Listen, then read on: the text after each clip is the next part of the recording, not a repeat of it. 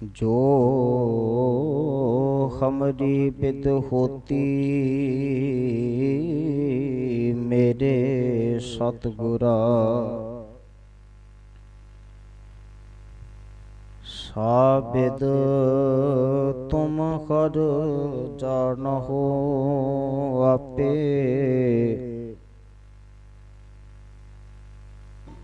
हम रुलते फिरते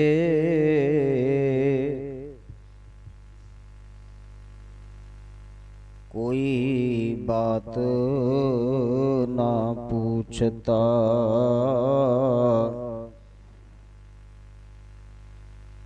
गुर सतगुर संग कीरे हम थापे।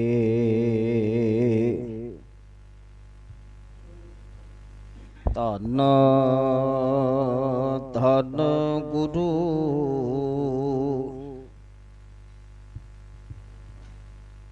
नानक जन केरा,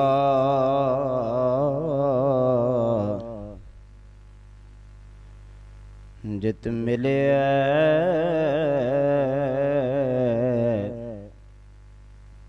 चूके सब सोग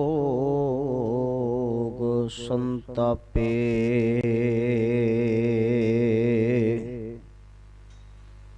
धन धन गुरु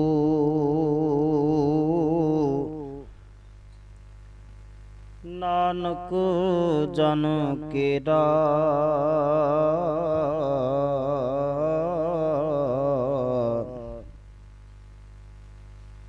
जित मिले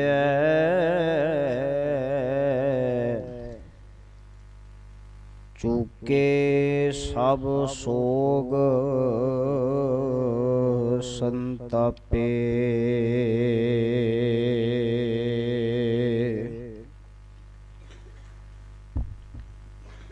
सतनाम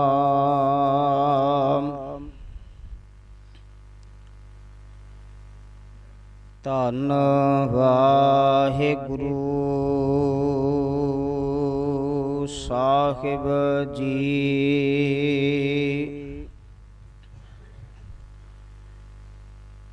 श्री राग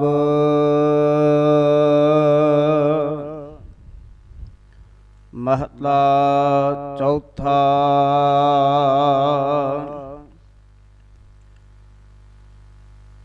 रस अमृत नाम रस अत भला, कित बिद मिलै रस खाए।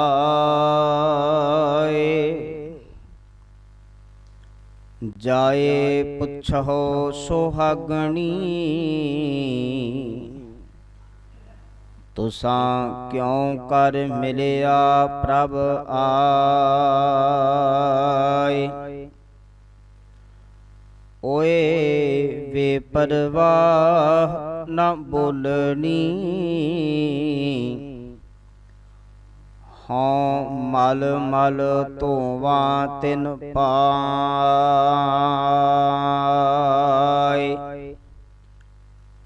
भाई रे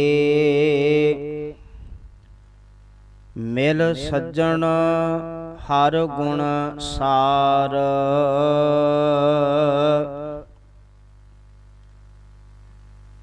सज्जन सतगुर पुरख है।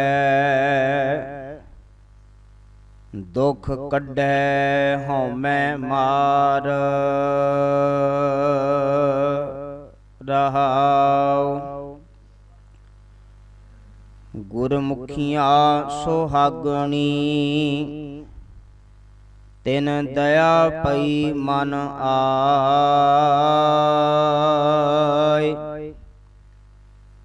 सतगुर वचन रतन है, जो मन्ने सो हर रस खाय।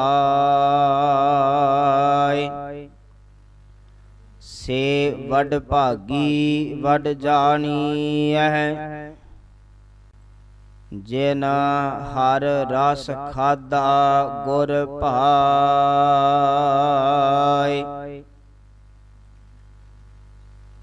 ਇਹ ਹਰ ਰਸ ਵਣ ਤਿਨ ਸਬਤ ਹੈ, ਭਾਗਹੀਣ ਨਹੀਂ ਖਾਏ। ਬਿਨ ਸਤਿਗੁਰ ਪੱਲੇ ਨਾ ਪਵੈ, ਮਨ ਮੁਖ ਰਹੇ ਬਿਲਲਾਏ। ਓਏ ਸਤਿਗੁਰ ਆਗੇ ਨਾ ਨਿਵਹਿ, ਉਹਨਾਂ ਅੰਤਰ ਕ੍ਰੋਧ ਬਲਾਏ। ਹਰ ਹਰ ਹਰ ਰਸ ਆਪ ਹੈ, ਆਪੇ ਹਰ ਰਸ ਹੋਏ। ਆਪ ਦਇਆ ਕਰ ਦੇਵਸੀ, ਗੁਰਮੁਖ ਅੰਮ੍ਰਿਤ ਚੋਏ। ਸਭ ਤਨ ਮਨ ਹਰਿਆ ਹੋਇਆ,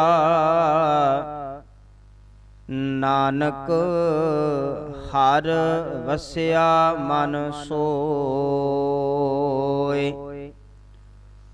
ਹਰ ਹਰ ਹਰ ਰਸ ਆਪ ਹੈ, ਆਪੇ ਹਰ ਰਸ ਹੋਏ।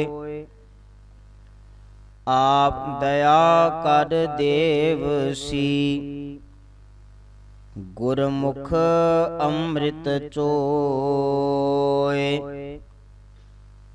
ਸਭ ਤਨ ਮਨ ਹਰਿਆ ਹੋਇਆ, ਨਾਨਕ ਹਰ ਵਸਿਆ ਮਨ ਸੋਏ।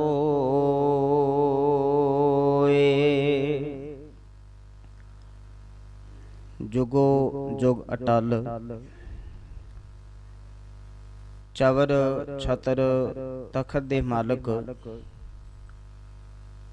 ਹਾਜ਼ਰਾ ਹਜ਼ੂਰ ਸਰਬ ਕਲਾ ਭਰਪੂਰ,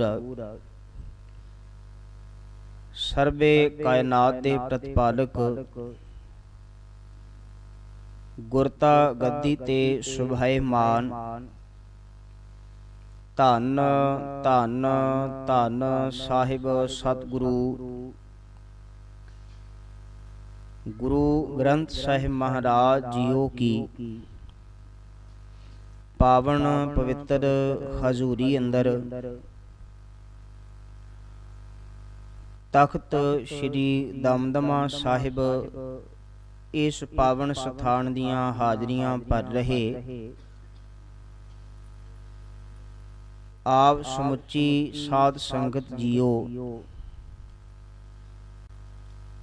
ਅਤ ਧੰਤਾ ਦੇ ਪਾਤਰ ਹਾਂ, ਜੋ ਗੁਰੂ ਕੀ ਪਾਵਨ ਹਜ਼ੂਰੀ ਅੰਦਰ ਜੁੜ ਮਿਲ ਕਰਕੇ ਬੈਠੇ ਹਾਂ। ਸਤਿਗੁਰੂ ਜੀ ਦੀ ਮਿਹਰ ਦਇਆ ਕਿਰਪਾ ਸਦਕਾ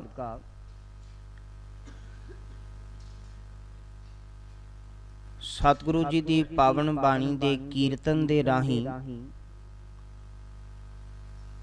ਜੋ ਨਾਮ ਬਾਣੀ ਦਾ,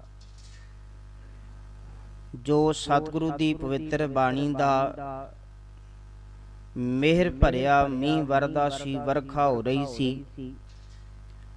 ਆਓ ਸਤਿਗੁਰੂ ਦੀ ਮਿਹਰ ਕਿਰਪਾ ਸਦਕਾ ਉਸ ਨਾਮ ਬਾਣੀ ਦੀ ਕੀਰਤਨਮਈ ਵਰਖਾ ਤੋਂ ਬਾਅਦ ਝਿਮ ਝਿਮ ਵਰਸੈ ਅੰਮ੍ਰਿਤ ਧਾਰਾ, ਮਨ ਪੀਵੈ ਸੁਣ ਸ਼ਬਦ ਵਿਚਾਰਾ। ਸਤਿਗੁਰੂ ਦੀ ਪਾਵਨ ਪਵਿੱਤਰ ਬਾਣੀ ਦੀ ਲੜੀਵਾਰ ਵਿਚਾਰ ਨਾਲ ਜੁੜਨਾ ਕਰੀਏ। ਗੁਰੂ ਚਰਨਾਂ ਅੰਦਰ ਆਪੋ ਆਪਣੀ ਹਾਜ਼ਰੀ ਲਗਵਾਉਂਦੇ ਹੋਏ ਵਿਚਾਰ ਦੀ ਆਰੰਭਤਾ ਕਰਦਿਆਂ ਹੋਇਆਂ ਗੁਰੂ ਬਖਸ਼ੀ ਫਤਿਹ ਨਾਲ ਸਾਂਝ ਪਾ ਲਈਏ। ਪਿਆਰ ਅਦਬ ਸਤਿਕਾਰ ਸਹਿਤ ਆਖੋ ਜੀ ਵਾਹਿਗੁਰੂ ਜੀ ਕਾ ਖਾਲਸਾ, ਵਾਹਿਗੁਰੂ ਜੀ ਕੀ ਫਤਿਹ।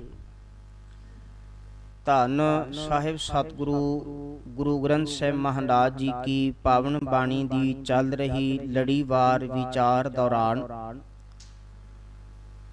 ਅੱਜ ਅਸੀਂ ਜਿਸ ਸ਼ਬਦ ਦਾ ਹੁਣੇ ਪਾਠ ਸ਼ਰਵਣ ਕੀਤਾ ਹੈ, ਸਤਿਗੁਰੂ ਦੇ ਪਾਵਨ ਅੰਕ 41 ਤੇ ਇਹ ਸ਼ਬਦ ਸੁਭਾਏਮਾਨ ਹੈ। ਇਸ ਪਾਵਨ ਪਵਿੱਤਰ ਸ਼ਬਦ ਨੂੰ ਸ੍ਰੀ ਰਾਗ ਜੋ ਗੁਰੂ ਗ੍ਰੰਥ ਸਾਹਿਬ ਮਹਾਰਾਜ ਜੀ ਦਾ ਮੁੱਖ ਰਾਗ ਹੈ, ਪਹਿਲਾ ਰਾਗ ਹੈ, ਇਸ ਵਿੱਚ ਦਰਜ ਕੀਤਾ ਗਿਆ ਤੇ ਇਸ ਪਾਵਨ ਪਵਿੱਤਰ ਸ਼ਬਦ ਨੂੰ ਧੰਨ ਧੰਨ ਸਾਹਿਬ ਸਤਿਗੁਰੂ ਗੁਰੂ ਰਾਮਦਾਸ ਪਾਤਸ਼ਾਹ ਮਹਾਰਾਜ ਜੀ ਨੇ ਉਚਾਰਨ ਕੀਤਾ ਹੈ। ਇਸ ਪਾਵਨ ਸ਼ਬਦ ਦੀ ਰਹਾਉ ਦੀ ਪੰਕਤੀ ਨੂੰ ਆਧਾਰ ਬਣਾ ਕਰਕੇ ਜੇ ਵਿਚਾਰ ਦੀ ਆਰੰਭਤਾ ਕਰੀਏ ਤੇ ਸਤਿਗੁਰੂ ਮਿਹਰ ਕਿਰਪਾ ਕਰਦੇ ਹੋਏ ਆਖਦੇ ਹਨ, ਭਾਈ ਰੇ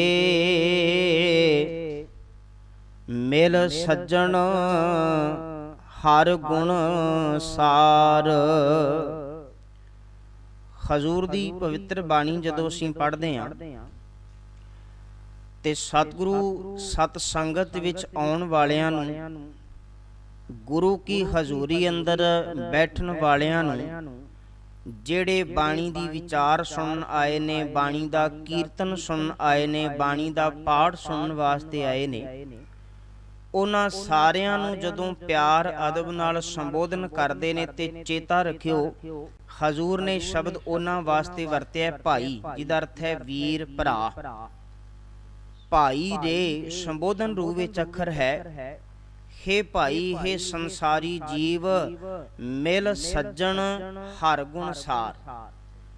ਸੱਜਣ ਦਾ ਅਰਥ ਹੈ ਸਤਿਗੁਰੂ। ਹੇ ਭਾਈ, ਹੇ ਜਗਿਆਸੂ, ਹੇ ਸਤ ਸੰਗਤ ਵਿੱਚ ਪਹੁੰਚਣ ਵਾਲੇ ਜੀਵ, ਮਿਲ ਸੱਜਣ ਗੁਰੂ ਰੂਪੀ ਸੱਜਣ ਨੂੰ ਮਿਲ ਕੇ ਹਰ ਗੁਣ ਹਰੀ ਦੇ ਗੁਣਾਂ ਨੂੰ, ਸਾਰ ਦਾ ਅਰਥ ਹੈ ਚੇਤੇ ਕਰ ਸੰਭਾਲ। ਯਾਦ ਰੱਖਣਾ, ਗੁਰੂ ਗ੍ਰੰਥ ਸਾਹਿਬ ਮਹਾਰਾਜ ਜੀ ਦੀ ਪਵਿੱਤਰ ਬਾਣੀ ਦੇ ਅੰਦਰ ਅਨੇਕਾਂ ਵਾਰ ਸਾਨੂੰ ਇਸ ਤਰ੍ਹਾਂ ਦੀ ਤਾਕੀਦ ਗੁਰੂ ਸਾਹਿਬ ਵੱਲੋਂ ਮਿਲਦੀ ਹੈ ਕਿ ਗੁਣ ਗਾਉਣੇ ਚਾਹੀਦੇ ਨੇ। ਅਕਾਲ ਪੁਰਖ ਦੇ ਗੁਣਾਂ ਨੂੰ ਗਾਇਆ ਕਰ, ਪ੍ਰਮਾਤਮਾ ਦੇ ਗੁਣਾਂ ਨੂੰ ਚੇਤੇ ਰੱਖਿਆ ਕਰ। ਇਸ ਤਰ੍ਹਾਂ ਦੇ ਬੇਅੰਤ ਸ਼ਬਦ, ਬੇਅੰਤ ਪੰਕਤੀਆਂ ਸਾਨੂੰ ਗੁਰੂ ਗ੍ਰੰਥ ਸਾਹਿਬ ਮਹਾਰਾਜ ਜੀ ਵਿੱਚੋਂ ਪੜ੍ਹਨ ਨੂੰ ਤੇ ਸੁਣਨ ਨੂੰ ਮਿਲਦੀਆਂ ਨੇ। ਅਨੇਕਾਂ ਵਾਰ ਸਤਿਗੁਰੂ ਨੇ ਆਖਿਆ, ਇੱਕ ਬਚਨ ਅਸੀਂ ਪੜ੍ਹਦੇ ਹਾਂ, ਬੰਦਨਾ ਹਰ ਬੰਦਨਾ ਗੁਣ ਗਾਵੋ ਗੋਪਾਲ ਰਾਏ। ਉੱਥੇ ਆਖਿਆ ਵੀ ਗੋਪਾਲ ਮਾਲਕ ਪ੍ਰਭੂ ਪਰਮਾਤਮਾ ਦੇ ਗੁਣਾਂ ਨੂੰ ਗਾਇਆ ਕਰ। ਫਿਰ ਸ਼ਬਦ ਅਸੀਂ ਪੜ੍ਹਦੇ ਹਾਂ, ਰਸਨਾ ਗੁਣ ਗੋਪਾਲ ਨਿਤ ਗਾਇਨ। ਆਪਣੀ ਇਸ ਰਸਨਾ ਦੇ ਨਾਲ ਗੋਪਾਲ ਦੇ ਗੁਣਾਂ ਨੂੰ ਗਾਇਆ ਕਰ। ਇੱਥੇ ਮੈਂ ਬੇਨਤੀ ਸਾਂਝੀ ਕਰਦੇ ਹਾਂ, ਰੱਬੀ ਗੁਣਾਂ ਨੂੰ ਗਾਉਣਾ ਕੀ ਹੈ ਤੇ ਕਿੰਨਾ ਕੁ ਜ਼ਰੂਰੀ ਹੈ? ਇਹ ਸਵਾਲ ਅਸੀਂ ਇਹਨਾਂ ਪੰਕਤੀਆਂ ਨੂੰ ਪੜ੍ਹ ਕਰਕੇ, ਸੁਣ ਕਰਕੇ ਤੇ ਆਪਣੇ ਅੰਦਰ ਜੇਕਰ ਲੈ ਆਈਏ ਵੀ ਕਿੰਨਾ ਕੁ ਜ਼ਰੂਰੀ ਹੈ ਤੇ ਕਿਵੇਂ ਗੁਣ ਗਾਉਣੇ ਚਾਹੀਦੇ ਨੇ, ਤੇ ਗੁਣ ਗਾਉਣ ਦਾ ਅਸਲ ਦੇ ਅੰਦਰ ਉਹਦਾ ਅਰਥ ਕੀ ਹੈ, ਭਾਵ ਕੀ ਹੈ, ਤੇ ਮੈਂ ਬੇਨਤੀ ਸਾਂਝੀ ਕਰਦਾ ਵੀ ਅਸਲ ਵਿੱਚ ਗੁਣਾਂ ਨੂੰ ਗਾਉਣਾ ਇਹ ਹੈ ਕਿ ਰੱਬੀ ਹੁਕਮ ਨੂੰ ਮੰਨਣਾ। ਜਿਵੇਂ ਅਸੀਂ ਅਕਸਰ ਹੀ ਆਪਸ ਵਿੱਚ ਕਿਤੇ ਮਿਲ ਕਰਕੇ ਕਿਸੇ ਆਪਣੇ ਮਿੱਤਰ, ਕਿਸੇ ਦੋਸਤ ਦੇ ਬਾਰੇ ਵਿਚਾਰ ਕਰਦੇ ਹੋਈਏ ਤੇ ਜੇ ਕਿਤੇ ਉਹ ਮਿੱਤਰ, ਕੋਈ ਦੋਸਤ ਆਪਣੇ ਕਿਸੇ ਦੂਜੇ ਦੋਸਤ ਦੀ ਹਰ ਇੱਕ ਗੱਲ ਮੰਨਦਾ ਹੋਵੇ, ਜਿਵੇਂ ਉਹ ਆਖੇ ਉਵੇਂ ਉਹ ਕਰੇ, ਜਿਵੇਂ ਉਹ ਆਖੇ ਉਵੇਂ ਉਹ ਬੋਲੇ, ਜਿੱਥੇ ਉਹ ਆਖੇ ਉੱਥੇ ਜਾਵੇ, ਤੇ ਅਸੀਂ ਅਕਸਰ ਆਖਦੇ ਹਾਂ ਤੂੰ ਤੇ ਫਲਾਣੇ ਵਿਅਕਤੀ ਦੇ ਗੁਣ ਗਾਉਣਾ। ਉਹਦੇ ਗੁਣ ਗਾਉਣ ਦਾ ਭਾਵ ਉਹਦੀ ਹਰ ਇੱਕ ਗੱਲ ਮੰਨਦਾ। ਇਸੇ ਢੰਗ ਦੇ ਨਾਲ ਗੁਰੂ ਦੇ ਗੁਣਾਂ ਨੂੰ ਗਾਉਣਾ, ਅਕਾਲ ਪੁਰਖ ਦੇ ਗੁਣਾਂ ਨੂੰ ਗਾਉਣਾ ਕੀ ਹੋਵੇਗਾ? ਅਸੀਂ ਗੁਰੂ ਦੀ ਗੱਲ ਮੰਨੀਏ, ਗੁਰੂ ਕਾ ਬਚਨ ਮੰਨੀਏ, ਗੁਰੂ ਕੇ ਬਚਨ ਨੂੰ ਆਪਣੇ ਜੀਵਨ ਵਿੱਚ ਧਾਰਨ ਕਰੀਏ। ਫਿਰ ਸਤਿਗੁਰੂ ਗੁਰੂ ਅਰਜਨ ਸਾਹਿਬ ਮਹਾਰਾਜ, ਜਿਨ੍ਹਾਂ ਦੀ ਮੁਬਾਰਕ ਪਵਿੱਤਰ ਬਾਣੀ ਸ੍ਰੀ ਸੁਖਮਣੀ ਸਾਹਿਬ, ਉਹਦੇ ਅੰਦਰ ਤੇ ਹਜ਼ੂਰ ਨੇ ਬਿਲਕੁਲ ਸਪਸ਼ਟ ਕਰ ਦਿੱਤਾ ਹੈ। ਕਹਿਣ ਲੱਗੇ ਵੀ ਜੇ ਤੂੰ ਰੱਬੀ ਗੁਣਾਂ ਨੂੰ ਗਾਵੇਂਗਾ ਤੇ ਤੇਰੇ ਜੀਵਨ ਦੇ ਵਿੱਚ ਏਡੀ ਮਿਹਰ ਹੋ ਜਾਵੇਗੀ ਕਿ ਤੇਰੇ ਤਨ ਉੱਤੇ, ਤੇਰੇ ਮਨ ਉੱਤੇ ਲੱਗੀ ਹੋਈ ਵਿਕਾਰਾਂ ਦੀ ਮੈਲ ਉਤਰ ਜਾਏਗੀ। ਪਾਵਨ ਪੰਕਤੀ ਹੈ, ਗੁਣ ਗਾਵਤ ਤੇਰੀ ਉਤਰਸ ਮੈਲ। हे ਜੀਵ, ਰੱਬੀ ਗੁਣਾਂ ਨੂੰ ਗਾਵੇਂਗਾ ਤੇ ਤੇਰੇ ਮਨ ਅੰਦਰੋਂ ਵਿਕਾਰਾਂ ਦੀ ਮੈਲ ਉਤਰ ਜਾਵੇਗੀ।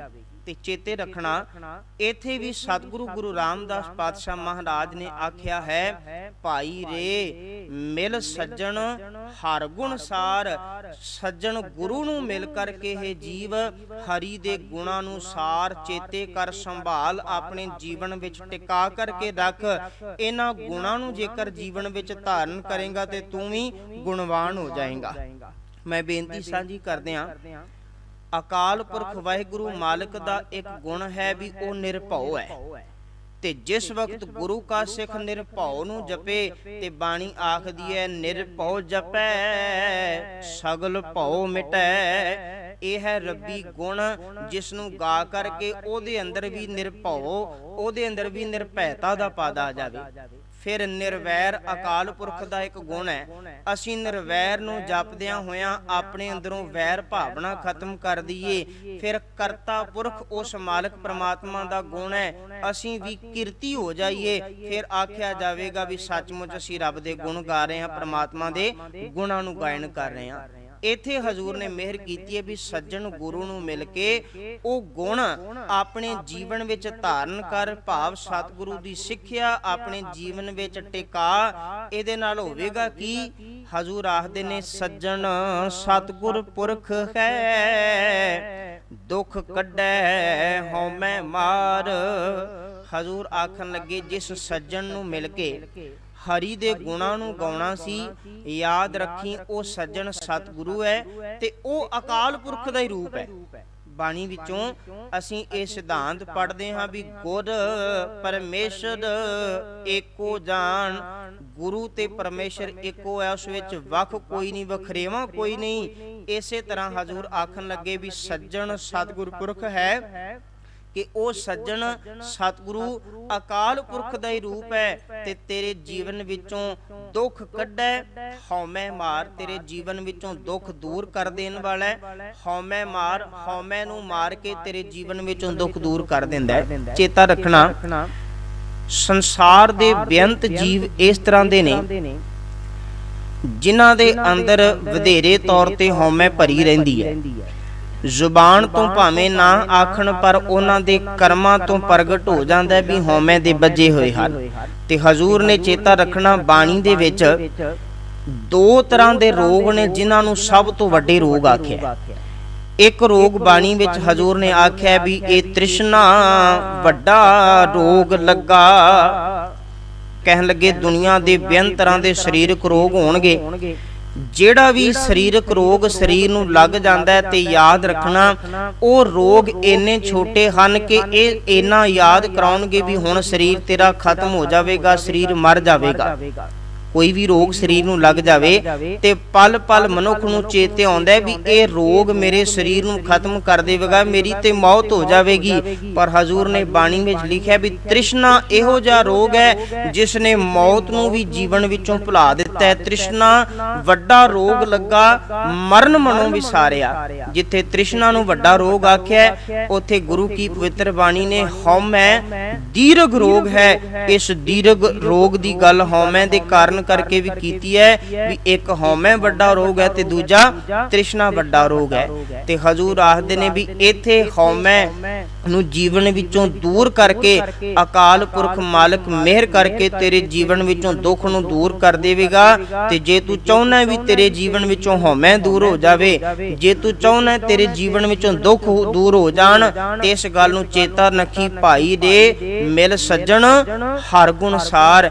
ਇਹ ਭਾਈ ਗੁਰੂ ਨੂੰ ਮਿਲ ਕਰਕੇ ਹਰੀ ਮਾਲਕ ਦੇ ਗੁਣਾਂ ਨੂੰ ਆਪਣੇ ਜੀਵਨ ਵਿੱਚ ਟਿਕਾ ਕਰਕੇ ਲੈ ਕੇ ਆ। ਗੁਰੂ ਦੀ ਸਿੱਖਿਆ ਆਪਣੇ ਜੀਵਨ ਵਿੱਚ ਕਮਾ। ਰਹਾਉ ਦੀਆਂ ਇਹਨਾਂ ਦੋ ਪੰਕਤੀਆਂ ਤੋਂ ਸਤਿਗੁਰੂ ਨੇ ਜਿਹੜੀ ਮਿਹਰ ਕੀਤੀ ਹੈ, ਇਹਨਾਂ ਦੀ ਹੋਰ ਵਿਆਖਿਆ ਸਤਿਗੁਰੂ ਨੇ ਇਸੇ ਸ਼ਬਦ ਦੇ ਪਹਿਲੇ ਬੰਦ ਵਿੱਚ ਜੀਵਨ ਜਾਚ ਦਿੰਦੇ ਹਨ।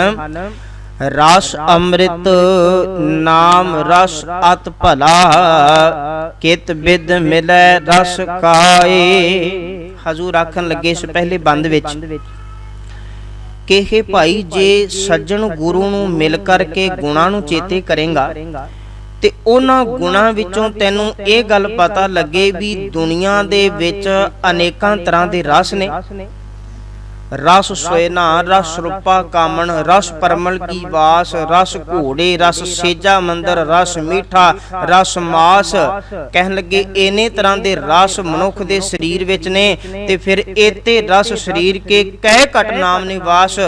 जिथे इन्ने रस पहलां तो ही पए होए ने उस शरीर विच रब दे नाम दे रस दा निवास नहीं होना। ते हजूर ने इत्थे आख्या दुनिया दे उन्हां रसां नूं त्याग करके गुरु तैनूं ये सिक्ख्या दे रहा भी रस अमृत नाम रस अत भला, ये सब तो चंगा है, सब तो भला है, तेरे जीवन वास्ते गुणकारी है, तेरे जीवन वास्ते लाभदायक है। ते वो रस की है? नाम दा रस, अमृत दा रस, ये बाणी दा रस। ते आखन लगे भी कित बिद मिलै रस खाए। फिर हजूर ने एक सवाल रख दिता है भी ये जिहड़ा नाम रूपी अमृत रस इन्ना भला है, इन्ना चंगा है, ये गुणकारी है, लाभदायक है, पर ये मिले किवें, किवें इसनूं खाधा जावे, किवें इसनूं ग्रहण कीता जावे। ते हजूर ने नाल जवाब दिता है जाए पुछो सुहागणी तुसां क्यों कर मिलिया प्रभ आए।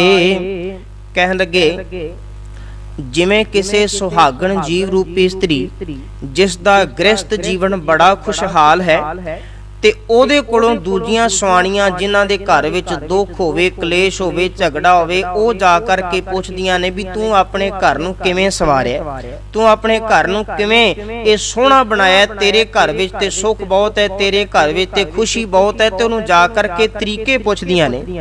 हजूर आखन लगे इसे ढंग दे नाल जाए पुछो सुहागणी। इत्थे सुहागणी दा अर्थ है भी जिन्हां जीव रूपी इस्त्रियां ने मालिक प्रभु परमात्मा दा संग प्राप्त करके इस नाम रस नूं प्राप्त करके जीवन नूं खुशहाल बनाया है। तुसीं भी उन्हां कोल जा करके पुछो ते आखो तुसां क्यों कर मिलिया प्रभ आए। मैनूं दसो भी तुहानूं ओ प्यारा प्रभु आके किवें मिलिया, किवें तुहाडा जीवन खुशहाल होया, मैनूं भी आ करके दसो। ते कहन लगे ओए वे परवाह न बोलनी हौ मल मल धोवां तिन पाए। इत्थे याद रखना किसी व्यक्ति नूं विद्यक तौर ते कुछ ना कुछ उपलब्धि हासिल हो जावे ते ओ बड़ा हौमे विच आ जांदा है, हंकार विच आ जांदा है ते किसी नूं कुछ दसना नहीं चाहुंदा। इत्थे किसी कोल किसी डॉक्टर आदि कोल शफा आ जावे ते ओ भी जिहड़ा अपनी वड्डी वड्डी फीस रखदा भी केवल गलबात करन दी पर्चियां वखरियां रख लैंदा है भी ओ दसांगा तुहानूं तां दवाई ते बाद विच ओदा खर्चा होना है, पहला मेरे नाल गलबात करन दी फीस अदा कीती जावे। आखण तो भाव बहुतात व्यक्ति इस तरह दे ने जिहड़े कुछ गुण लै करके ते उस गुण उत्ते अहंकारी बन जांदे ने, हौमे करन लग जांदे ने। ते इथों तक भी बहुते इस तरह दे ने जिन्हां कोल अंदर गुण नहीं है ते ओ विखावा भी बड़ा करदे, उन्हां दा विखावा भी बड़ा हुंदा है। पर हजूर ने इत्थे आख्या जिन्हां सुहागण जीव रूपी स्त्रियां नूं प्रभु मिलिया है, जदों मैं उन्हां कोल जा करके बेनती कीती भी तुसीं भी मैनूं दसो ते कहन लगे उन्हां ने हंकार विच आ करके कोई बोल नहीं बोले भी साडे तो उच्चा साडे तो वड्डा कोई नहीं। कहन लगे ओ बेपरवाह ना बोलनी। आखण तो भाव ओ अहंकार दे हौमे दे बचन बोल उन्हां ने नहीं बोले। हम मल मल धोवां तिन पाए, पर मैं उन्हां कोल बेनती करके उन्हां दे पैर मल मल के धोण लग पई। आखण तो भाव सेवा करनी शुरू कर दित्ती भी शायद सेवा करके त्रुट पवे ते मैनूं ओ ढंग ओ तरीका दस देवे। इन्हां तिन पंक्तियां अंदर जिहड़ा शब्द दा पहला बंद है, हजूर ने आख्या परमात्मा दा नाम रस सब तो मिठा है, भला है। किवें मिलदा है? ये उन्हां जीव रूपी स्त्रियां कोल जा करके पुछो जिन्हां नूं प्रभु मालक मिल गया ते आख्या भी उन्हां दी सेवा विच जुड़। ते जिस वक्त चेता रखना तू सेवा विच जुड़ गया, उस दिन तेरे उत्ते मेहर, तेरे उत्ते दया, तेरे उत्ते किरपा इस तरह दी वापरेगी। आखन लगे दूजे बंद विच गुरमुखियां सुहागनी तिन दया पई मन आए। ਜਦੋਂ ਵਾਰ-ਵਾਰ ਬੇਨਤੀ ਕੀਤੀ, ਆਖਿਆ ਵੀ ਮੈਨੂੰ ਵੀ ਢੰਗ ਦੱਸੋ, ਮੈਨੂੰ ਵੀ ਤਰੀਕਾ ਦੱਸੋ, ਕਿਵੇਂ ਜੀਵਨ ਸਵਾਰਿਆ ਜੇ। ਕਹਿਣ ਲੱਗੇ ਉਹਨਾਂ ਗੁਰਮੁਖੀਆਂ ਸੁਹਾਗਣੀ ਤਿਨ ਦਇਆ ਪਈ ਮਨ ਆਏ।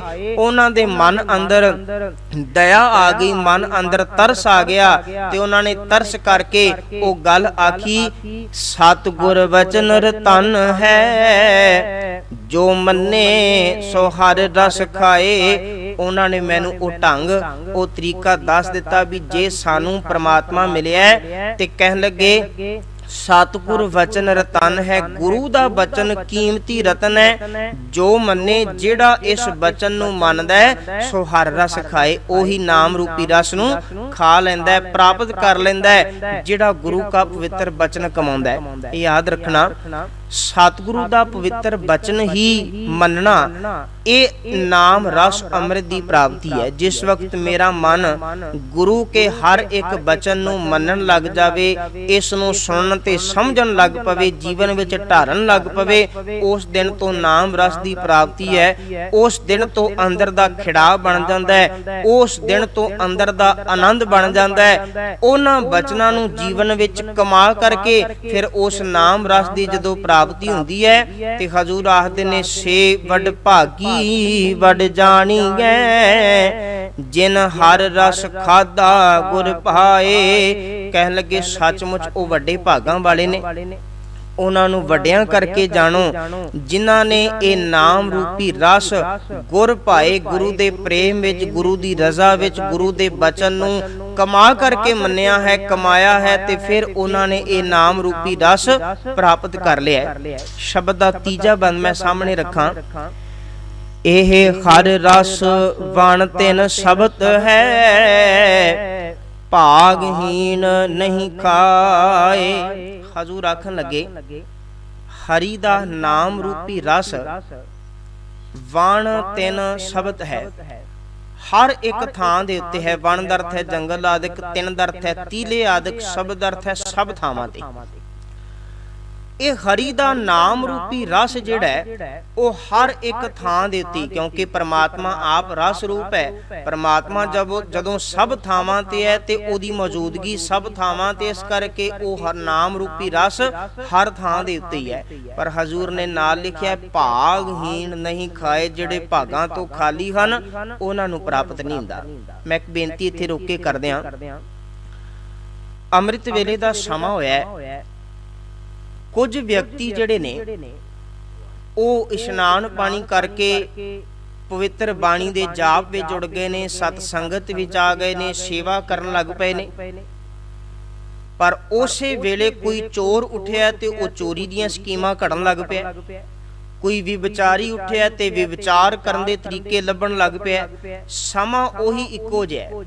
ਹਜ਼ੂਰ ਨੇ ਇਸ ਗੱਲ ਨੂੰ ਬਾਣੀ ਵਿੱਚ ਰੱਖਿਆ ਹੈ ਕਿ ਇਹੋ ਜਿਹੇ ਵਿਅਕਤੀ ਜਿਹੜੇ ਨੇ ਉਹ ਸਭ ਕੁਝ ਸੰਸਾਰ ਅੰਦਰ ਪ੍ਰਤੱਖ ਤੌਰ ਤੇ ਮਾਲਕ ਦੇ ਹੁੰਦਿਆਂ, ਇਸ ਨਾਮ ਰਸ ਦੇ ਹੁੰਦਿਆਂ ਭਾਗਹੀਣ ਨਹੀਂ ਖਾਏ, ਭਾਗਾਂ ਤੋਂ ਖਾਲੀ ਨੇ, ਇਸ ਕਰਕੇ ਉਹ ਪ੍ਰਾਪਤ ਨਹੀਂ ਕਰ ਸਕੇ। ਜਿਹੜੇ ਤੇ ਸਤ ਸੰਗਤ ਵਿੱਚ ਆ ਗਏ ਨੇ, ਜਿਹੜੇ ਤੇ ਗੁਰੂ ਦੇ ਬਚਨ ਨੂੰ ਕਮਾਉਣ ਵਾਸਤੇ ਗੁਰੂ ਕੀ ਹਜ਼ੂਰੀ ਵਿੱਚ ਆ ਬੈਠੇ ਨੇ ਤੇ ਗੁਰੂ ਦਾ ਬਚਨ ਮੰਨਣ ਵਾਸਤੇ ਤਿਆਰ ਹੋ ਗਏ ਨੇ, ਉਹ ਤੇ ਭਾਗ ਵੱਡਿਆਂ ਭਾਗਾਂ ਵਾਲੇ ਹੋ ਗਏ ਨੇ। ਪਰ ਜਿਹੜੇ ਅਜੇ ਤੱਕ ਸੰਗਤ ਵਿੱਚ ਨਹੀਂ ਆਏ, ਹਜ਼ੂਰ ਆਖਦੇ ਨੇ ਉਹ ਭਾਗਾਂ ਤੋਂ ਖਾਲੀ ਨੇ ਤੇ ਉਹਨਾਂ ਨੂੰ ਇਹ ਨਾਮ ਰੂਪੀ ਰਸ ਪ੍ਰਾਪਤ ਨਹੀਂ ਹੁੰਦਾ। ਇੱਥੇ ਮੈਂ ਇੱਕ ਬੇਨਤੀ ਕਰਦਿਆਂ, ਧੰਨ ਸਤਿਗੁਰੂ ਗੁਰੂ ਰਾਮਦਾਸ ਪਾਤਸ਼ਾਹ ਜੀ ਦਾ ਅਸੀਂ ਸ਼ਬਦ ਪੜ੍ਹ ਰਹੇ ਹਾਂ ਤੇ ਹਜ਼ੂਰ ਨੇ ਇੱਥੇ ਆਖਿਆ, ਜਿਹੜਾ ਵਿਅਕਤੀ ਭਾਗਾਂ ਤੋਂ ਖਾਲੀ ਹੈ ਉਹਨੂੰ ਨਾਮ ਰੂਪੀ ਰਸ ਪ੍ਰਾਪਤ ਨਹੀਂ ਹੁੰਦਾ। ਨਾਮ ਰੂਪੀ ਰਸ ਪ੍ਰਮਾਤਮਾ ਦਾ ਨਾਮ ਰੂਪੀ ਰਸ ਹਰ ਜਗ੍ਹਾ ਤੇ ਹੈ ਤੇ ਹਰ ਵੇਲੇ ਹੈ, ਪਰ ਭਾਗਾਂ ਤੋਂ ਖਾਲੀ ਵਿਅਕਤੀ ਉਸ ਰਸ ਨੂੰ ਪ੍ਰਾਪਤ ਨਹੀਂ ਕਰ ਸਕਿਆ। ਜਿਵੇਂ ਧੰਨ ਸਤਿਗੁਰੂ ਗੁਰੂ ਅਮਰਦਾਸ ਪਾਤਸ਼ਾਹ ਮਹਾਰਾਜ ਨੇ ਗੁਰੂ ਨਾਨਕ ਸਾਹਿਬ ਮਹਾਰਾਜ ਜੀ ਦੀ ਜੋਤ ਨੂੰ ਜੋਗ ਵਰ ਚੁਣਨ ਵਾਸਤੇ ਭਾਈ ਰਾਮਾ ਤੇ ਭਾਈ ਜੇਠਾ, ਇਹਨਾਂ ਦੋਵਾਂ ਦੀ ਪਰਖ ਕੀਤੀ ਹੈ ਤੇ ਇਤਿਹਾਸ ਲਿਖਦਾ ਵੀ ਇਸ ਪਰਖ ਵਿੱਚੋਂ ਅਖੀਰੀ ਦਾ ਜਿਹੜਾ ਲਗਾਇਆ ਉਹਦੇ ਵਿੱਚ ਉਹਨਾਂ ਨੇ ਇੱਕ ਥੜੇ ਬਣਾਉਣ ਵਾਸਤੇ ਆਖਿਆ।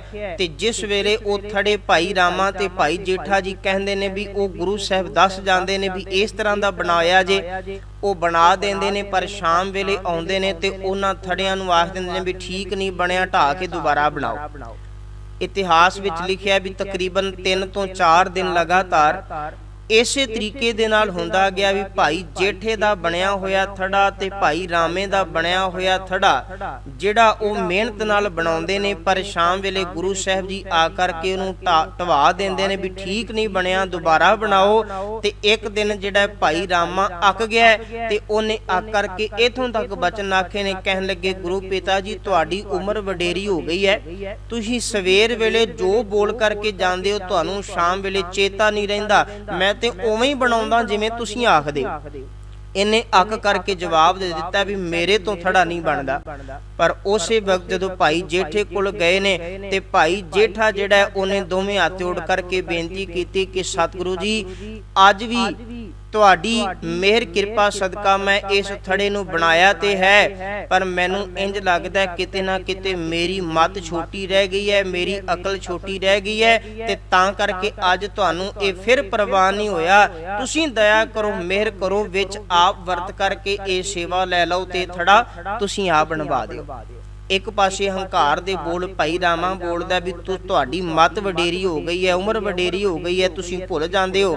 ਤੇ ਦੂਜੇ ਪਾਸੇ ਭਾਈ ਜੇਠਾ ਜਿਹੜਾ ਉਹ ਸਤਿਗੁਰੂ ਦਾ ਤਰਸ ਲੈਣ ਵਾਸਤੇ, ਮਿਹਰ ਲੈਣ ਵਾਸਤੇ ਤੇ ਅੰਦਰ ਦਾ ਟਿਕਿਆ ਹੋਇਆ ਟਿਕਾ ਜਿਹੜਾ ਉਹਨੂੰ ਵੇਖ ਕਰਕੇ ਤੇ ਆਖਦਾ ਵੀ ਜਿਵੇਂ ਤੁਸੀਂ ਕਿਰਪਾ ਕਰੋਗੇ ਮੈਂ ਉਵੇਂ ਬਣਾ ਸਕਦਾ, ਮੇਰੀ ਆਪਣੀ ਮੱਤ ਇੰਨੀ ਨਹੀਂ ਹੈ, ਬੁੱਧੀ ਇੰਨੀ ਨਹੀਂ ਹੈ। ਕਹਿਣ ਲੱਗੇ ਉਸ ਵਕਤ ਸਤਿਗੁਰੂ ਗੁਰੂ ਅਮਰਦਾਸ ਪਾਤਸ਼ਾਹ ਮਹਾਰਾਜ ਨੇ ਭਾਈ ਜੇਠੇ ਨੂੰ ਗਲਵਕੜੀ ਵਿੱਚ ਲਿਆ ਤੇ ਗਲਵਕੜੀ ਵਿੱਚ ਲੈ ਕਰਕੇ ਆਖਿਆ ਵੀ ਤੇਰਾ ਥੜਾ ਸੱਚਮੁੱਚ ਬਣ ਗਿਆ ਹੈ, ਅਸਲ ਵਿੱਚ ਮੈਂ ਉਹ ਥੜਾ ਬਣਨਾ ਵੇਖਣਾ ਚਾਹੁੰਦਾ ਸਾਂ ਜਿਸ ਥੜੇ ਉੱਤੇ ਮੈਂ ਗੁਰੂ ਨਾਨਕ ਦੀ ਜੋਤ ਨੂੰ ਟਿਕਾ ਸਕਾਂ।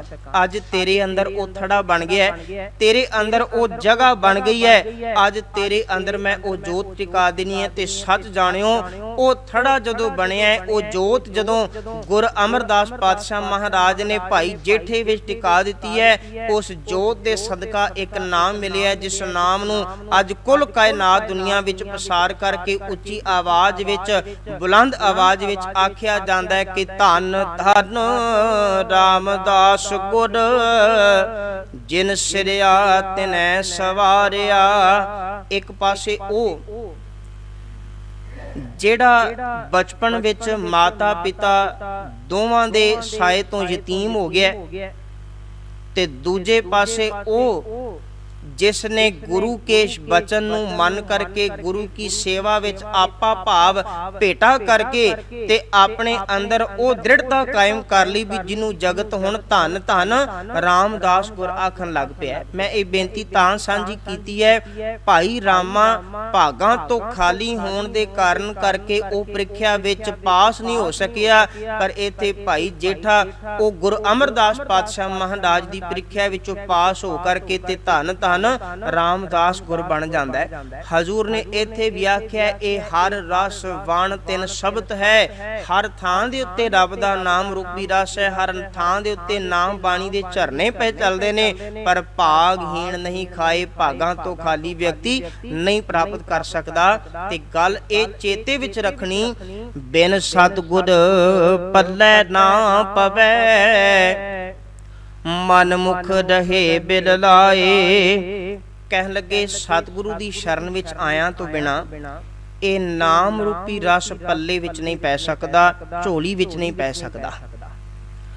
ਮਨ ਮੁਖ ਰਹੇ ਬਿਲ ਲਾਏ, ਮਨ ਪਿੱਛੇ ਮੁਖ ਕਰਨ ਵਾਲੇ ਉਹ ਵਿਲਕਦੇ ਰਹਿੰਦੇ ਨੇ, ਤੜਫਦੇ ਰਹਿੰਦੇ ਨੇ, ਪਰ ਚੇਤਾ ਰੱਖਣਾ ਵੀ ਉਹ ਇਸ ਨਾਮ ਰੂਪੀ ਰਸ ਨੂੰ ਪ੍ਰਾਪਤ ਨਹੀਂ ਕਰ ਸਕੇ। ਓਏ ਸਤਿਗੁਰ ਆਗੇ ਨਾ ਨਿਵੈ, ਉਹਨਾਂ ਅੰਤਰ ਕ੍ਰੋਧ ਬਲਾਏ। ਉਹ ਜਿਹੜੇ ਭਾਗਾਂ ਤੋਂ ਖਾਲੀ ਨੇ, ਜਿਹੜੇ ਮਨਮੁਖ ਨੇ, ਕਹਿਣ ਲੱਗੇ ਉਹਨਾਂ ਦਾ ਕਾਰਨ ਇਹ ਹੈ ਵੀ ਉਹ ਸਤਿਗੁਰ ਆਗੇ ਨਾ ਨਿਵੈ, ਉਹ ਗੁਰੂ ਦੇ ਅੱਗੇ ਝੁਕਦੇ ਨਹੀਂ। ਗੁਰੂ ਦੇ ਅੱਗੇ ਝੁਕਣਾ ਕੀ ਹੈ? ਗੁਰੂ ਕਾ ਹਰ ਇੱਕ ਬਚਨ ਮੰਨਣਾ ਕਮਾਉਣਾ। ਯਾਦ ਰੱਖਣਾ ਸਰੀਰਕ ਤੌਰ ਤੇ ਝੁਕਣਾ ਇਹ ਇੱਕ ਵੱਖਰੀ ਕਿਰਿਆ ਜਿਸ ਨੂੰ ਅਸੀਂ ਮੱਥਾ ਟੇਕਣਾ ਆਖਦੇ ਹਾਂ। ਪਰ ਮਨ ਦੇ ਤੌਰ ਤੇ ਝੁਕ ਜਾਣਾ ਜਿਹੜਾ ਗੁਰੂ ਨੂੰ ਪ੍ਰਵਾਨ ਹੁੰਦਾ ਹੈ। ਇੱਥੇ ਹਜ਼ੂਰ ਦੀ ਪਵਿੱਤਰ ਬਾਣੀ ਵਿੱਚ ਅਸੀਂ ਬਚਨ ਪੜ੍ਹਦੇ ਹਾਂ, ਤਨ ਮਨ ਧਨ ਸਭ ਸੌਂਪ ਗੁਰ ਕੋ, ਹੁਕਮ ਮੰਨਿਐ ਪਾਈਐ। ਇੱਥੇ ਤਨ ਵੀ ਸੌਂਪਣਾ, ਮਨ ਵੀ ਸੌਂਪਣਾ ਤੇ ਧਨ ਵੀ ਸੌਂਪਣਾ। ਯਾਦ ਰੱਖਿਓ, ਮੱਥਾ ਟੇਕ ਕਰਕੇ ਜਾਂ ਅਸੀਂ ਡੰਡੌਤ ਕਰਕੇ ਤਨ ਤੇ ਜ਼ਰੂਰ ਸੌਂਪ ਦਿੱਤਾ ਹੈ, ਕੁਝ ਕੁ ਮਾਇਆ ਆਦਿਕ ਧਨ ਵੀ ਸੌਂਪ ਦਿੱਤਾ ਹੈ, ਪਰ ਅਸੀਂ ਆਪਣਾ ਮਨ ਗੁਰੂ ਅੱਗੇ ਭੇਟਾ ਨਹੀਂ ਕੀਤਾ। ਤੇ ਜਿੰਨਾ ਚਿਰ ਮਨ ਭੇਟਾ ਨਹੀਂ ਕਰਾਂਗੇ ਉਹਨਾਂ ਚਿਰ ਗੁਰੂ ਕੀ ਦਇਆ ਮਿਹਰ ਕਿਰਪਾ ਦੇ ਤੋਂ ਅਸੀਂ ਖਾਲੀ ਰਹਿ ਜਾਵਾਂਗੇ। ਤੇ ਹਜ਼ੂਰ ਨੇ ਇੱਥੇ ਤਾਂ ਹੀ ਬਚਨ ਆਖਿਆ ਕਿ ਉਹ ਸਤਿਗੁਰ ਆਗੈ ਨਾ ਨਿਮੈ, ਉਹਨਾਂ ਅੰਤਰ ਕ੍ਰੋਧ ਬੁਲਾਏ ਜਿਹੜੇ ਭਾਗਹੀਨ ਹਨ, ਜਿਹੜੇ ਮਨਮੁਖ ਹਨ, ਉਹ ਸਤਿਗੁਰੂ ਦੇ ਬਚਨ ਨੂੰ ਕਮਾਉਣ ਵਾਸਤੇ ਅੱਗੇ ਨਹੀਂ ਹੁੰਦੇ, ਸਗੋਂ ਉਹਨਾਂ ਅੰਤਰ ਕ੍ਰੋਧ ਬੁਲਾਏ, ਉਹਨਾਂ ਦੇ ਅੰਦਰ ਕ੍ਰੋਧ ਰੂਪੀ ਬਲਾ ਵਸਦੀ ਹੈ। ਤੇ ਸ਼ਬਦ ਦਾ ਚੌਥਾ ਤੇ ਅਖੀਰੀ ਬੰਦ ਬਾਕੀ ਹੈ, ਹਰ ਹਰ ਹਰ ਰਸ ਆਪ ਹੈ, ਆਪੇ ਹਰ ਰਸ ਹੋਏ। ਕਹਿਣ ਲੱਗੇ ਹਰੀ ਮਾਲਕ ਪ੍ਰਭੂ ਆਪ, ਉਹਦਾ ਨਾਮ, ਉਹਦੀ ਮੌਜੂਦਗੀ, ਨਾਮ ਰੂਪੀ ਅਤ ਰਸ ਮਿੱਠਾ ਭਲਾ ਹੈ ਤੇ ਉਹੀ ਸਭ ਵਿੱਚ ਇਹ ਰਸ ਵਰਤਾਉਂਦਾ ਹੈ। ਤੇ ਫਿਰ ਆਖਿਆ ਹੈ, ਆਪ ਦਇਆ ਕਰ ਦੇਵ ਸੀ, ਗੁਰਮੁਖ ਅੰਮ੍ਰਿਤ ਚੋਏ। ਜਿਸ ਨੂੰ ਇਹ ਨਾਮ ਰੂਪੀ ਰਸ ਚਾਹੀਦਾ ਹੈ, ਜਿਹੜਾ ਵੀ ਇਸ ਨਾਮ ਰੂਪੀ ਰਸ ਨੂੰ ਪ੍ਰਾਪਤ ਕਰਨਾ ਚਾਹੁੰਦਾ ਹੈ, ਸਭ ਤੋਂ ਪਹਿਲਾਂ ਤੇ ਉਹ ਧਿਆਨ ਕਰੇ ਵੀ ਗੁਰੂ ਦਾ ਬਚਨ ਕਮਾਉਣਾ ਮੰਨਣਾ ਇਹ ਜ਼ਰੂਰੀ ਹੈ। ਫਿਰ ਹਜ਼ੂਰ ਆਖਦੇ ਨੇ ਵੀ ਆਪ ਦਇਆ ਕਰ ਦੇਵ ਸੀ, ਅਕਾਲ ਪੁਰਖ ਆਪ ਦਇਆ ਕਰਕੇ ਨਾਮ ਰੂਪੀ ਰਸ ਦਿੰਦਾ ਹੈ। ਗੁਰਮੁਖ ਅੰਮ੍ਰਿਤ ਚੋਏ, ਜਿਹੜੇ ਗੁਰੂ ਵੱਲ ਮੁਖ ਕਰਦੇ ਨੇ, ਗੁਰੂ ਦੇ ਸਰਮੁਖ ਹੁੰਦੇ ਨੇ, ਉਹਨਾਂ ਦੇ ਜੀਵਨ ਵਿੱਚੋਂ, ਉਹਨਾਂ ਦੇ ਕਰਮਾਂ ਵਿੱਚੋਂ, ਉਹਨਾਂ ਦੀ ਜ਼ੁਬਾਨ ਵਿੱਚੋਂ ਇਹ ਨਾਮ ਰੂਪੀ ਅੰਮ੍ਰਿਤ ਰਸ ਚੋਂਦਾ ਹੈ। ਤੇ ਜਦੋਂ ਅਸੀਂ ਉਹਨਾਂ ਗੁਰਮੁਖਾਂ ਦੀ ਸੰਗਤ ਕਰਾਂਗੇ ਤੇ ਫਿਰ ਗੱਲ ਸਮਝ ਵਿੱਚ ਆਵੇਗੀ, ਸਭ ਤਨ ਮਨ ਹਰਿਆ ਹੋਇਆ, ਨਾਨਕ ਹਰ ਵਸਿਆ ਮਨ ਸੋਏ। ਜਦੋਂ ਗੁਰੂ ਦੇ ਸਨਮੁਖ ਹੋ ਕਰਕੇ ਗੁਰੂ ਕੇ ਪਵਿੱਤਰ ਬਚਨ ਨੂੰ ਜੀਵਨ ਦਾ ਆਧਾਰ ਬਣਾ ਲਿਆ ਜਾਵੇਗਾ, ਫਿਰ ਕਹਿਣ ਲੱਗੇ ਸਭ ਤਨ ਮਨ ਹਰਿਆ ਹੋਇਆ, ਸਭ ਤਨ ਤੇ ਮਨ ਵੀ ਹਰਿਆ ਭਰਿਆ ਸੁਖਾਲਾ ਪ੍ਰਤੀਤ ਹੁੰਦਾ ਹੈ। ਨਾਨਕ ਹਰ ਵਸਿਆ ਮਨ ਸੋਏ, ਜਿਸ ਵਕਤ ਮਨ ਵਿੱਚ ਹਰੀ ਮਾਲਕ ਪ੍ਰਭੂ ਵਸ ਜਾਂਦਾ ਹੈ। ਚਾਰ ਪਦਿਆਂ ਦੇ ਇਸ ਪਾਵਨ ਪਵਿੱਤਰ ਸ਼ਬਦ ਅੰਦਰ ਸਤਿਗੁਰੂ ਗੁਰੂ ਰਾਮਦਾਸ ਪਾਤਸ਼ਾਹ ਮਹਾਰਾਜ ਨੇ ਅੱਜ ਜਿਹੜੀ ਦਇਆ ਕੀਤੀ ਹੈ, ਮਿਹਰ ਕੀਤੀ ਹੈ, ਸਾਨੂੰ ਜੀਵਨ ਜਾਚ ਬਖਸ਼ਿਸ਼ ਕੀਤੀ ਹੈ, ਇਹਦਾ ਸੰਖੇਪ ਭਾਵ 1 ਮਿੰਟ ਵਿੱਚ ਮੈਂ ਸਾਂਝਾ ਕਰਕੇ ਸਮਾਪਤੀ ਕਰਨ ਜਾ ਰਿਹਾ। ਹਜ਼ੂਰ ਨੇ ਰਹਿਮਤ ਕੀਤੀ ਹੈ ਕਿ ਸਤ ਸੰਗਤ ਵਿੱਚ ਆਉਣ ਵਾਲਿਓ, ਗੁਰੂ ਰੂਪੀ ਸੱਜਣ ਨੂੰ ਮਿਲ ਕੇ ਪਰਮਾਤਮਾ ਦੇ ਸ਼ੁਭ ਗੁਣਾਂ ਨੂੰ ਆਪਣੇ ਜੀਵਨ ਵਿੱਚ ਧਾਰਨ ਕਰੋ। ਸਤ, ਸੰਤੋਖ, ਦਇਆ, ਧੀਰਜ, ਸੇਵਾ, ਸਿਮਰਨ, ਬੰਦਗੀ, ਇਹਨਾਂ ਗੁਣਾਂ ਨੂੰ ਜੀਵਨ ਵਿੱਚ ਧਾਰਨ ਕਰੋ। ਇਹਨਾਂ ਗੁਣਾਂ ਦੇ ਰਾਹੀਂ ਫਿਰ ਸੰਸਾਰ ਦੇ ਬਾਕੀ ਜੀਵਾਂ ਦੇ ਨਾਲ ਵੀ ਇਹਨਾਂ ਗੁਣਾਂ ਦੀ ਸਾਂਝ ਪਾਓ, ਕਿਉਂਕਿ ਗੁਰੂ ਕੇ ਪਵਿੱਤਰ ਬਚਨ ਅਸੀਂ ਪੜ੍ਹਦੇ ਹਾਂ, ਜਿਹਦੇ ਵਿੱਚ ਸਤਿਗੁਰੂ ਨੇ ਸਾਡੀ ਸਾਰਿਆਂ ਦੀ ਇੱਕ ਜ਼ਿੰਮੇਵਾਰੀ ਲਗਾਈ ਹੈ ਤੇ ਜ਼ਿੰਮੇਵਾਰੀ ਵਿੱਚ ਆਖਿਆ ਕਿ ਸਾਂਝ ਕਰੀਜੈ ਗੁਨਾਹ ਕੇਰੀ। ਅਸੀਂ ਸਾਰਿਆਂ ਨੇ ਗੁਣਾਂ ਦੀ ਸਾਂਝ ਕਰਨੀ ਹੈ। ਅਵਗੁਣਾਂ ਨੂੰ ਜੀਵਨ ਵਿੱਚੋਂ ਪਾਸੇ ਕਰਕੇ ਗੁਣਾਂ ਨੂੰ ਜੀਵਨ ਵਿੱਚ ਧਾਰਨ ਕਰਨਾ ਹੈ। ਤੇ ਜਿਨ੍ਹਾਂ ਨੇ ਇਹ ਹਰੀ ਦੇ ਗੁਣਾਂ ਨੂੰ ਜੀਵਨ ਵਿੱਚ ਧਾਰਨ ਕੀਤਾ ਹੈ, ਗੁਰੂ ਰਾਮਦਾਸ ਪਾਤਸ਼ਾਹ ਮਹਾਰਾਜ ਆਖਦੇ ਨੇ ਉਹਨਾਂ ਨੂੰ ਨਾਮ ਰੂਪੀ ਰਸ ਮਿਲਿਆ। ਇਹ ਰਸ ਜਦੋਂ ਉਹਨਾਂ ਦੇ ਜੀਵਨ ਵਿੱਚ ਆਇਆ ਤੇ ਉਹਨਾਂ ਨੇ ਦੁਨੀਆ ਦੇ ਹੋਰ ਸਾਰੇ ਰਸ ਜੀਵਨ ਵਿੱਚੋਂ ਫਿੱਕੇ ਕਰਕੇ ਜਾਣੇ। ਗੌੜੀ ਰਾਗ ਅੰਦਰ ਗੁਰੂ ਅਰਜਨ ਸਾਹਿਬ ਮਹਾਰਾਜ ਦੀ ਪਵਿੱਤਰ ਬਾਣੀ ਹੈ 52 ਅੱਖਰੀ, ਤੇ ਉਸੇ ਹੀ ਰਾਗ ਵਿੱਚ ਭਗਤ ਕਬੀਰ ਸਾਹਿਬ ਜੀ ਦੇ ਨੇ ਵੀ 52 ਅੱਖਰੀ ਬਾਣੀ ਉਚਾਰਨ ਕੀਤੀ ਹੈ।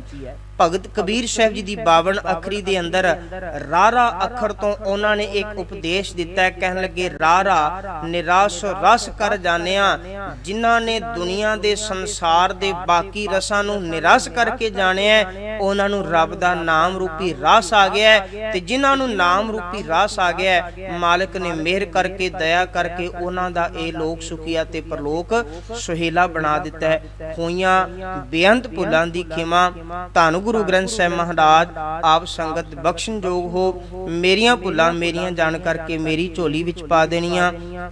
ਅਖੀਰ ਪੰਕਤੀਆਂ ਪੜ੍ਹ ਕਰਕੇ ਸਮਾਪਤੀ ਕਰ ਰਹੇ ਹਾਂ ਜੀ। ਹਰ ਹਰ ਹਰ ਰਸ ਆਪ ਹੈ, ਆਪੇ ਹਰ ਰਸ ਹੋਏ, ਆਪ ਦਇਆ ਕਰ ਦੇਵਸੀ, ਗੁਰਮੁਖ ਅੰਮ੍ਰਿਤ ਚੋਏ। ਸਭ ਤਨ ਮਨ ਹਰਿਆ ਹੋਇਆ, ਨਾਨਕ ਹਰ ਵਸਿਆ ਮਨ ਸੋਏ। ਹਰ ਹਰ ਹਰ ਰਸ ਆਪ ਹੈ, ਆਪੇ ਹਰ ਰਸ ਹੋਏ, ਆਪ ਦਇਆ ਕਰ ਦੇਵਸੀ, ਗੁਰਮੁਖ ਅੰਮ੍ਰਿਤ ਚੋਏ।